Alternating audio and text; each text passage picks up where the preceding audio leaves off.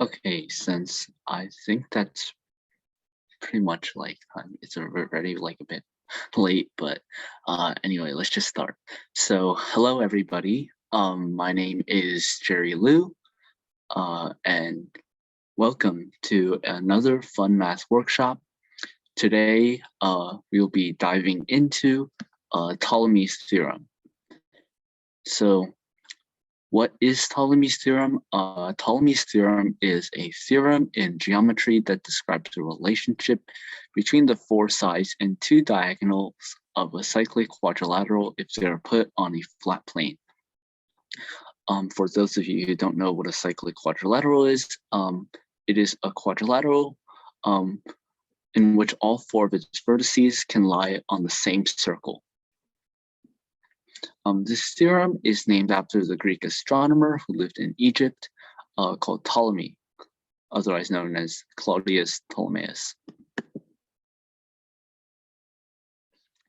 So the theorem states that if a quadrilateral is inscribed in a circle, then the product of the lengths of its diagonals is equal to the sum of the products of the lengths of the pairs of opposite sides.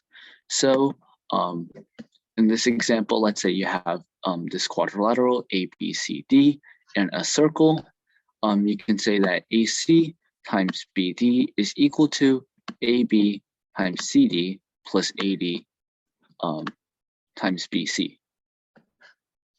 This property would hold true for any quadrilateral so long as A, B, C, and D are 4 points on the same circle.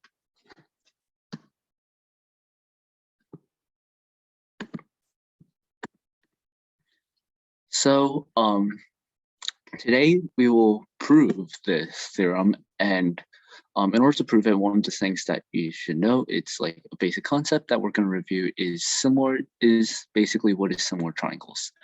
So if you have two triangles that are similar, that means that all three of its angle measures are the same. So you can prove it by stating that two angle measures are the same. This is because the three angle measures of a triangle all sum up to 180 degrees.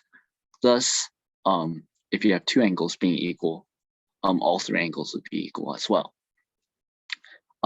What's more important than trying to prove similar triangles, though, is the property in which the ratios between corresponding sides in a similarity in two similar triangles is constant. So you can think about these two triangles. One actually seems to be like a dilated or like scaled up version of another, and all the sides share the same proportion. So here you can say that A divided by D is the same thing as B divided by E, and then the same thing as C divided by F. Now, working with these ratios, you actually can switch around. So you also can say that C divided by A is equal to F divided by D. So knowing that like these ratios are the same is one of the main principles we're going to use in this proof. So we will start with what's given in the theorem, which is a cyclic quadrilateral. So here you have ABCD, and we can start with the chord BC. So BC is not only a chord, but it's an arc of the circle as well. So one of the properties of two lines on a circle that meet at a point on the circle is that this angle would be half of the measure of this arc. So we know that angle BAC must be half of the measurement of arc BC. And we also know that angle BDC should also be half of the measurement of the same arc BC. Thus, the two angles BAC and BDC must be equal in terms of measurement. Similarly, if you look at the arc here, AB, ADB would be equal to CDB because they're all half of the measurement of this arc, AB. So does everyone understand on that?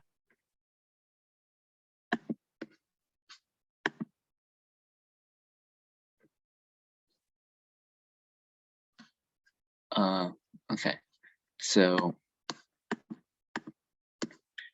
once we know that these two arc lengths are the same, these two angles are the same, we can say that we can start with construction. So we can construct K, this line BK, that meets AC, one of the diagonals, such that angle ABK is equal to angle CBD. So since we constructed these two angles to be the same, and we obviously know that angle DBK is equal to itself, you can thus add these two, you can add the angles up and you would get that angle ABD is equal to angle CBK, because they're both equal to the same angle measurement here plus this angle measurement here. So does everyone understand that? Yep. These two angles are the same, so we can actually therefore conclude similar triangles, which I will explain on the next slide. So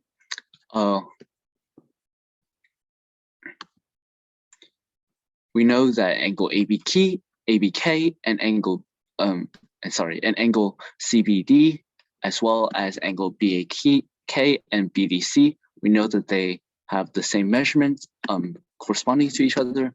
So we get that triangle ABK is similar to triangle DBC. Then we can use, obviously, our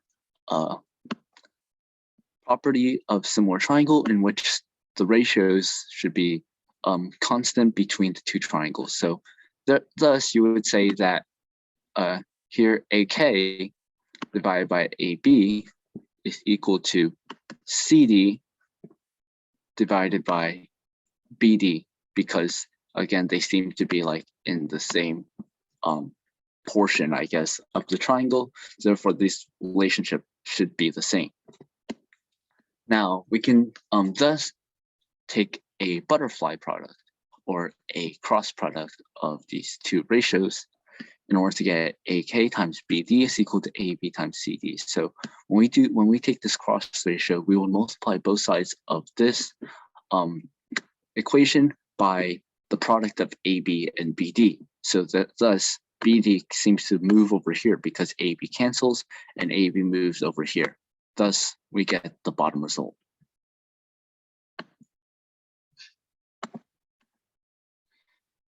So we have already one property that we can use for later on, and we can thus use another set of angles and another set of similar triangles. So besides the two angles that are half of the measurement of arc BC, you also can take into account AB.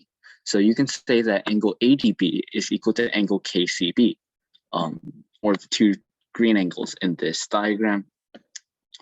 Again, we're given that angle CBK is equal to angle ABD because of what we proved earlier. So we have two angles again. So triangle ABD is similar to triangle KBC. We can do the same thing as we did with the first half, and we can say that CK over BC, here, let me write this in a different color. CK over BC is equal to DA over BD because of the angles. So again, we can do cross products. BC goes here, and then BD goes to the other side. So we can say that CK times BD is equal to BC times DA. So here we have two equations that we have taken, and we can write it together like this. We know that AK times BD is equal to AB times CD, and we also know that CK times BD is equal to BC times DA. So we can thus add these two up, because you can see that here is AK and here is CK. they're being multiplied by the same constant here. And you can see on the diagram that these are actually the two portions of AC and BD. So in order to get AC, you can just add these two terms up. So by adding it up, we get AK times BD plus CK times BD is equal to AB times CD plus BC times DA. And we can obviously group these two together. So we have AK plus CK times BD, and then the right side still stays the same. And this can simplify into AC times BD, which that's equal to AB times CD plus BC times DA. So here you can see AC and BD are the two diagonals, and then AB, CD, BC, DA are the pairs of opposite sides. And this property was what we were trying to prove in the first place. So we can thus consider our proof as done. Is everything clear so far? Do you guys have any questions?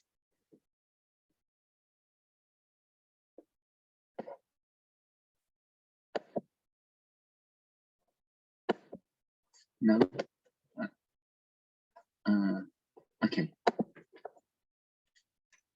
So we can use the Ptolemy theorem and apply it to different shapes actually in geometry. So one of the shapes that we can use is an equilateral triangle. It doesn't just have to be quadrilateral. You can do it for triangles as well. All triangles can be inscribed in a circle, and obviously that includes equilateral triangles. So here we have a equilateral triangle A, B, and C. It's inscribed in a circle, and we know that these points are all equidistant from one another, not only by the side lengths, but also by the circle arc lengths, because that also is correlated to the chord lengths. So here we have another point, Q,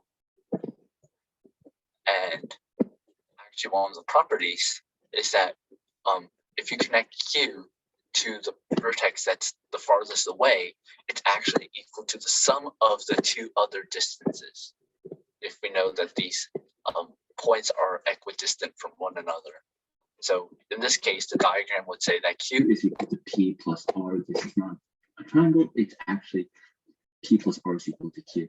And this would technically form a straight line if you try to flip Q over and try to turn it into a triangle. How do we prove this? We know that the triangle itself is equilateral, so all of the sides that are colored in red here all have a side length of S, right? Now, we have actually not only 3 now, but 4 points on the circle. We have A, B, C, and Q. So this would actually form a quadrilateral, and all of the side lengths are actually clearly already determined. So we can thus use Ptolemy's theorem and say that Q times S is equal to P times S plus R times S. Now, we see that there's an S that is being multiplied with every single term in the equation, so we can thus cancel everything out, and we're left with Q is equal to P plus R. Now, another application of this is with a rectangle, and it can prove the Pythagorean theorem very quickly. So let us say that there's a rectangle being inscribed in a circle, and we have an original triangle ABC that is basically half of the rectangle if you cut a rectangle by the diagonal.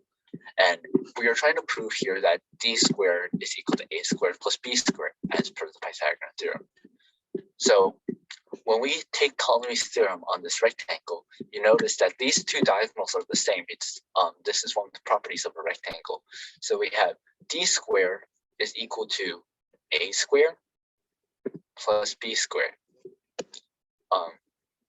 This D is this D is the diameter, and A and B are the sides of the rectangle. The reason where we got A squared and B squared is because the A's are actually on the opposite sides, and so are the B's. So when you apply Ptolemy's theorem, it becomes A times A plus B times B.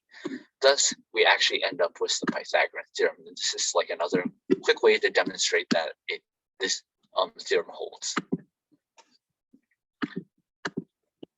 Now, before we go into our third corollary and our next application, I would like to just introduce to you guys the golden ratio because it is very prevalent in this next example. So the golden ratio is a constant. It is the constant 1 plus the square root of 5 all over 2. This ratio is famous for appearing everywhere, including in nature and even in your credit card. And what I mean by that is that if you measure the length of your credit card versus the width, the ratio of that should actually be the golden ratio. It's technically defined that that two quantities on the golden ratio if the ratio is the same as the ratio of their sum to the larger of the two quantities. So if we're going to express this mathematically, so if we have two numbers, right, A and B, these two quantities, and they're both positive and one is bigger than the other, we are saying that A plus B over A is equal to A over B. Obviously, you can solve this equation and quickly find out what the golden ratio is. This golden ratio is defined to be what A over B is. That's the golden ratio. So we can just say that this A plus B over A is equal to A over A plus B over A, which is 1 plus B over A, which is 1 plus 1 over A over B. And we know that this is actually equal to A over B in the first place. So we get 1 over psi. This is equal to psi. So you can multiply psi on both sides. So you get psi plus 1. This is equal to psi squared. Now moving both of these terms over, you'll get psi squared minus psi minus 1 is equal to 0. And then you can plug in the quadratic formula. The quadratic formula states that to solve a quadratic equation, given the three constants a, b, and c, we know that x is equal to negative b plus minus b squared minus 4ac all over 2a. So here we know a is equal to 1, b is equal to negative 1, c is also equal to negative 1. So negative b would be 1, and then b squared would be 1, minus 4ac is the same thing as plus 4 here over 2. And since we're assuming that everything's positive, the ratio itself must be positive. So we can thus discredit the negative solution, and we can say that the golden ratio is about 1.618. There is obviously the negative version of it, but it's way less common to, and it's in this number, the positive version is way more common.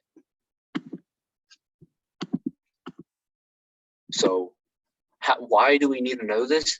It's actually because the Pentagon, the regular Pentagon, uses a lot of golden ratios. So here we will demonstrate that since we know all the diagonals of a regular pentagon, they're all the same length. We will demonstrate that the ratio of that diagonal to the length of one of the sides is actually the golden ratio. But that's obviously not the only the only form of the golden ratio that you'll see in a pentagon. If you connect all the diagonals, you would form a 5-pointed star. This would be called a pentagram. And inside of this pentagram, you would actually find another regular pentagon. And this pentagon is obviously smaller scaled down, and it's actually scaled down by 1 over the golden ratio. So it's pretty much built into a regular pentagon. So here, obviously, a pentagon doesn't have 4 sides, so we're like, how do we start this? How we start this is to actually imagine putting a regular pentagon into a circle. Let's say we have pentagon A, B, C, D, E in the circle. How we can do this is actually try to form a quadrilateral out of the pentagon. So we can actually ignore sides, let's say AE and ED, all the sides that connect to E. We're left with this side of the pentagon. You can think about it as cutting off, like cropping off the E portion based off this AD line. So all we're left is actually this quadrilateral ABCD. So let's define A, this lowercase a, as the side length of the pentagon, and then let's say that B is the diagonal. We will therefore find out that via Ptolemy's theorem, the product of the diagonals, which here is B times B, is equal to a times a plus a times b. So if you collect these terms together, you'd get b squared is equal to a squared plus ab. So you can move ab over, and you would get b squared minus ab is equal to a squared. So then you divide all of the entire equation by a squared. So you have b squared over a squared minus ab over a squared is equal to a squared over a squared. So simplifying, since we're trying to solve for what is b over a, you can collect this as ba squared, and you can call this a over a times b over a. So this is minus b over a, and this is obviously 1. So we have b over a squared as like parentheses b over a squared minus b over a is equal to 1. Now, obviously, you can see that b over a squared minus b over a minus 1 equals 0. That's the same formula that gave us the golden ratio. But in this example, I just decided to complete the square, since that's the other way of solving quadratic equations. It's not very hard to do in this scenario. So completing the square is to make the square appear in the form x minus a squared. So if you expand this, it turns into x squared minus 2ax plus a squared. So we want our form to match this. So obviously, one of the more striking things that we see here is the 2, and we only have a 1 here. So how we combat this is to make a 1/2. So 2 times 1/2 would be 1. So so our square would be b over a minus 1/2 squared. But in order to do that, you have to add 1/2 squared to both sides of the equation in order to get this a squared constant term. So on the left-hand side, you'll get b over a minus 1/2 squared, but on the right-hand side, you get 1 plus 1 over 4, which is 5 over 4. Here, you can take the square root. Normally, this is a very common mistake. When you take the square roots, it's very common for people to forget that you need both a positive and a negative here. So you have b over a minus 1/2 is equal to plus minus square root of 5 over 2. Now, only when we get here, we can assess the situation and see that only the positive version will work here, because b and a are both lengths. They both represent measurements of length. Length cannot be negative in terms of measurement. So therefore, this ratio must be positive.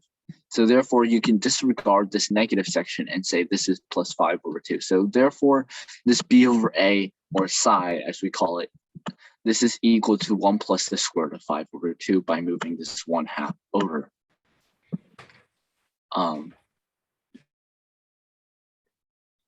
Is there any questions, comments, concerns?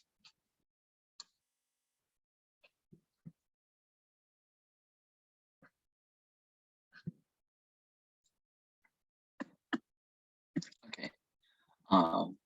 So this was, we're not going to really go further in terms of Ptolemy's theorem, because anything past the quadrilateral and pentagon version, you can always just break it down into quadrilaterals.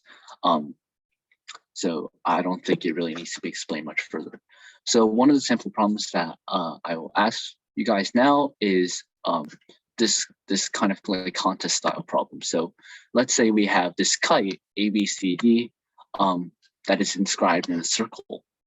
The kite has an area of 108 square inches, and the ratio of the lengths of the non-congruent, or the sides that are next to each other but are not equal in length, the ratio of these is 3:1.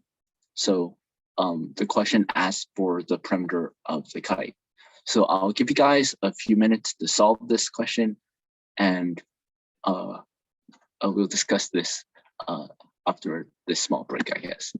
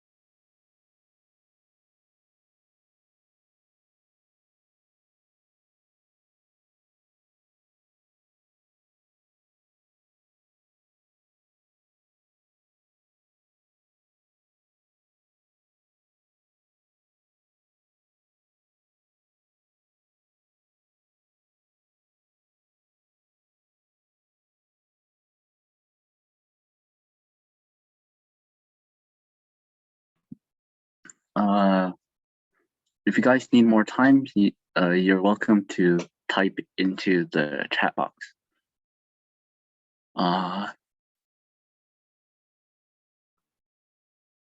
If not, would you guys like me to start reviewing the answers now? Or do you guys want to try to figure it out yourself first?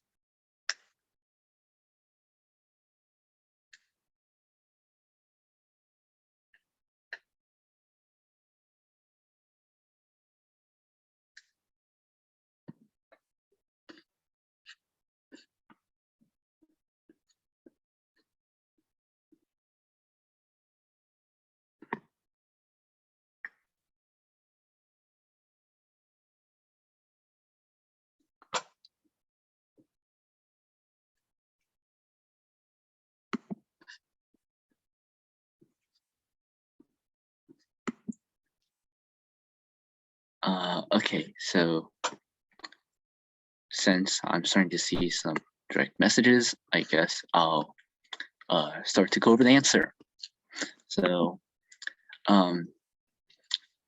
we can, first of all, obviously we can define the area to be half of the product of the diagonals. In a kite, the area is half the product of the diagonals because the diagonals are perpendicular to each other. So you can imagine this as a rectangle that has the side lengths of AC and the side lengths of BD as its length and width. And then you can say that it's exactly half of this area because this is just divided into 8 triangles and you're just picking 4 of them. So due to that, we will get 1/2 times AC times BD. This is equal to 108, which is our area. So we can say that AC times BD is twice of that. So we also know that due to Ptolemy's theorem, AC times BD is equal to AB times CD plus BC times AD. And we all know that's equal to 216, which is 108 times 2. Due to the definition of a kite, it's vertically symmetrical, so it means that means that AB and BC are the same lengths, and AD and DC are also the same lengths. So with this information, we can actually just substitute it into our expression here. AC times BD is equal to AB times CD plus AB times CD because obviously these opposite sides are the same lengths. So we will get that this is 2 times AB times CD. So we know this is equal to 216. So AB times CD is equal to 108. Now we defined AB to be 3x because it's 3 times CD. So, and CD is equal to x. So we would say 3x times x is equal to 108. Thus, 3x squared is equal to 108. So x squared is equal to 36. As length is always positive, CD would thus equal to 6 inches. Obviously, then AD would equal to 6 inches as well because they're the same length.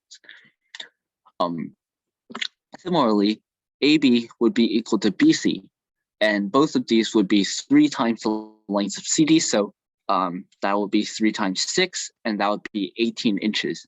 So we have 2 sides of length 6 inches, and we have 2 sides of length 18 inches. So our perimeter is 12. 6, that's the products of, that's just doubling both of them. And when we add it up, we get 48 inches. So that is our perimeter. Are there any questions, comments, concerns?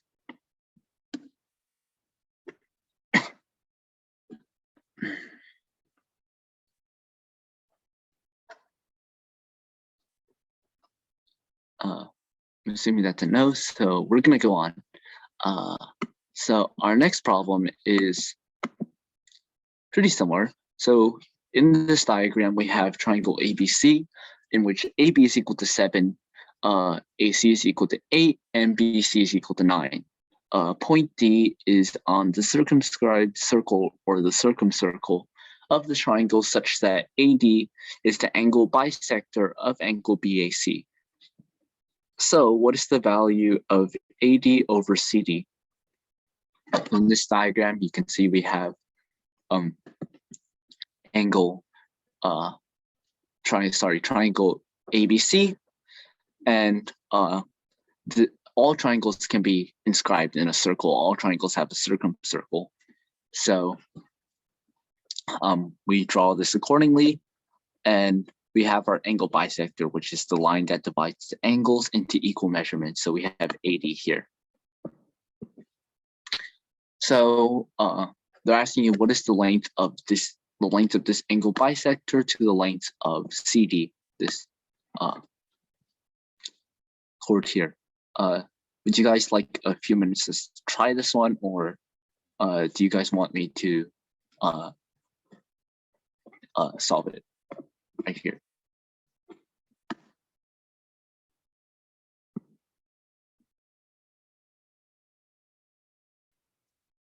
You know what, since this problem is a bit more challenging, I'll give you guys a few minutes to try to think it over. You're welcome. As always, you're always welcome to put any answers that you might think it is, A, B, C, D, or E. You're always welcome to put it into the chat box. And yeah, so I'll be explaining this in a few minutes. In the meantime, please try and see if you can get the answer.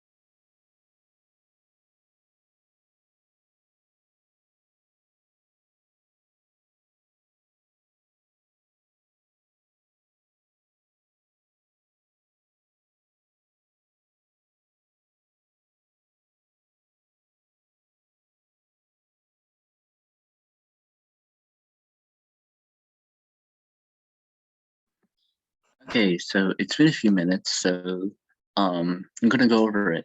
Normally, this would be like an AMC style question, so in which you're given like 3 to 4 minutes on average for each question. And since we're already a bit over that, I'll start going over the solution.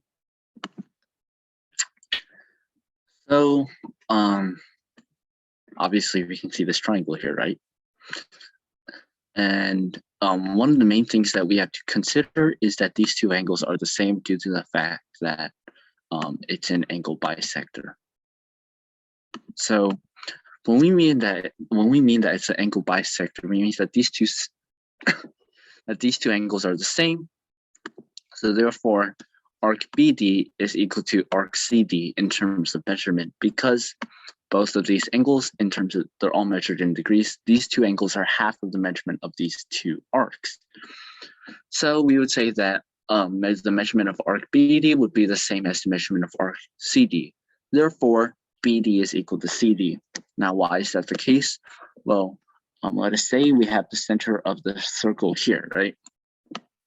Now we can connect, that was a bad line, we can connect B, D, and C to this center, right?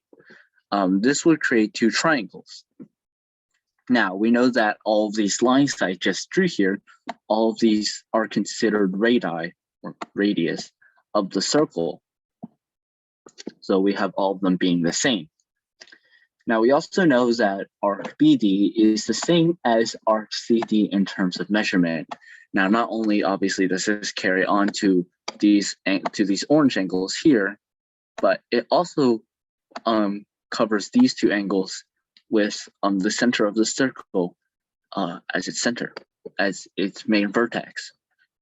Since these are exactly the same measurement as the measurement of the arc. So therefore, these two magenta angles are the same as each other as well. Since now we have two sides and one angle between them that are the same by SAS congruency, these two triangles are considered as congruent, and one of the main properties of congruent triangles is that all of the side lengths are the same. Thus, BD would be equal to CD. So we already actually have a quadrilateral in the making here, right? We have already 4 points on the circle. We have A, B, D, and C. Since we know there's an inscribed quadrilateral here, and we have every single side involved, we have AB, AC, CD, BD. Although we may not necessarily know what exactly the measurements of all of them are, we at least have a relation between the ones that are not necessarily already measured. So since it's obviously cyclic quadrilateral and this is a Ptolemy's theorem's problem, we can obviously apply Ptolemy's theorem. So we have AD, which is 9, right, times BC, which is also 9. No, AD is the angle bisector times BC, which is equal to 9. So these are the products of our two diagonals. So we have 9 times AD, remember BC is 9. This is equal to 7 times CD. Remember that AB is equal to 7 here, and CD is CD. So AB times CD, the product of the opposite sides, are 7 times CD. And we have AC is equal to 8, right? So the product of the opposite sides would be 8 times BD. Now remember that BD is equal to CD. So we would have 9 times AD is equal to 7 times CD plus 8 times CD, because they're the same. Since these are like terms, we can group these together. So we would have 9 times AD is equal to 15 times CD. So we can see that these are two products that looks like the same. We have AD on one side and we have CD on the other side. So we can just move CD over to this side by dividing both sides by CD. So you would have AD over CD, right? You get 9 times 80 over CD times 9. Sorry for my atrocious handwriting. This is equal to 15.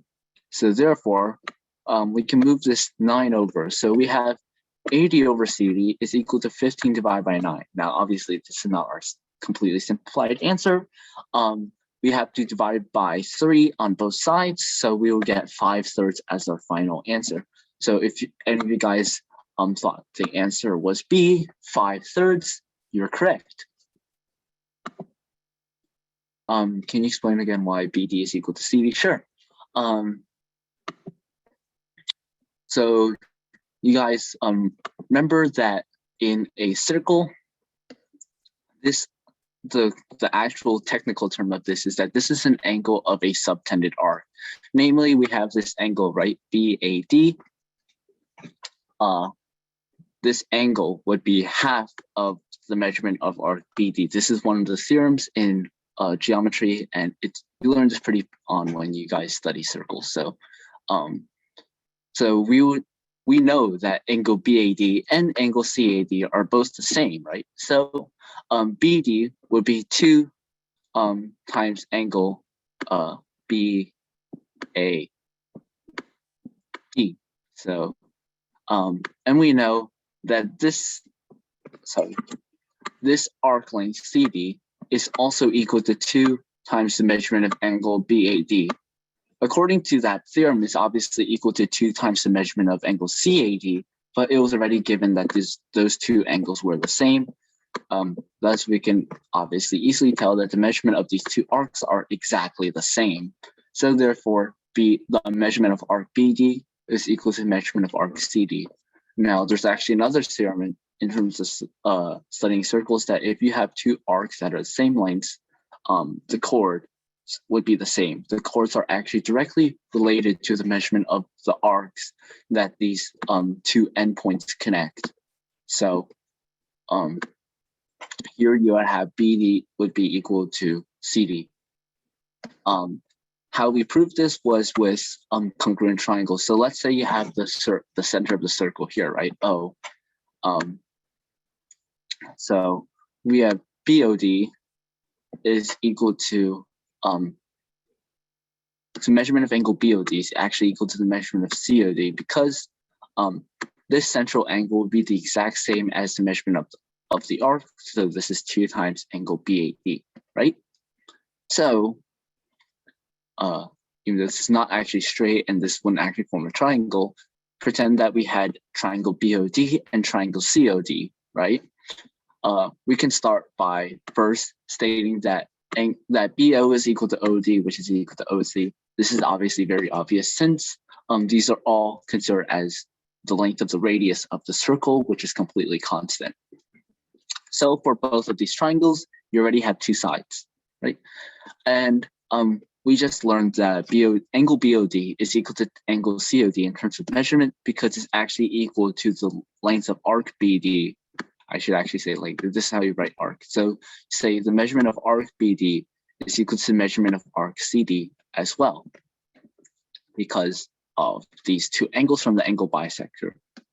Hence, you would have these 2 angles being the same. These 2 angles are between the 2 sides that are needed in the triangle. So we therefore satisfy the requirements of SAS congruency. SAS, obviously, this means side, angle, side.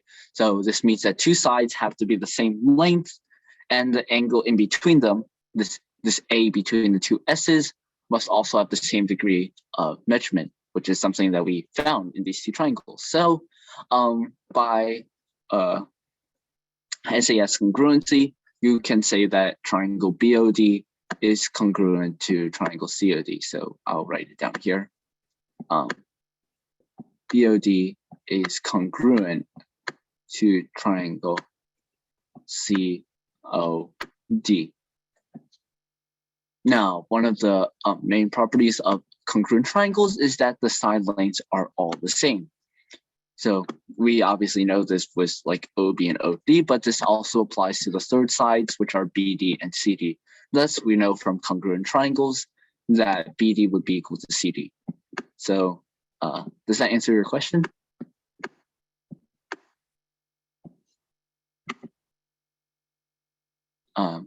Great.